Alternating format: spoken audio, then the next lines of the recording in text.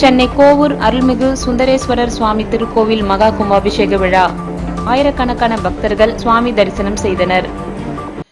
காஞ்சிபுரம் மாவட்டம் குன்றத்தூர் அருகே உள்ள கோவூர் கிராமத்தில் அமைந்துள்ள பழமை வாய்ந்த அருள்மிகு சுந்தரேஸ்வரர் சுவாமி திருக்கோவில் திருக்குட நன்னீராட்டு விழா சிறப்பாக நடைபெற்றது.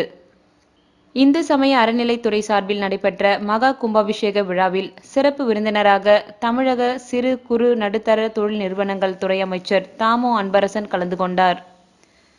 கோவூர் ஊராட்சி மன்ற தலைவர் சுதாகர் ஒருங்கிணைப்பில் நடைபெற்ற மகா கும்பாபிஷேக விழாவில் சிவாச்சாரியர்களின் வேத மந்திரங்கள் முழங்க யாக வேள்வி வளர்க்கப்பட்டு யாகசாலை பூஜைகள் நடைபெற்றன.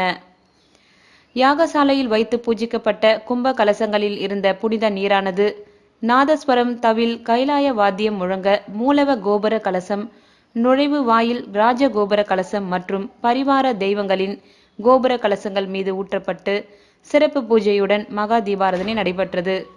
மகா கும்பாபிஷேக விழாவில் ஆயிரக்கணக்கான பக்தர்கள், ஆன்மீக அன்பர்கள், பொதுமக்கள் ஆகியோர் கலந்து கொண்டு சுவாமி தரிசனம் செய்தனர். மகா கும்பாபிஷேக விழாவில் கலந்து கொண்ட பக்தர்கள் அனைவருக்கும் அன்னதானம் வழங்கப்பட்டது.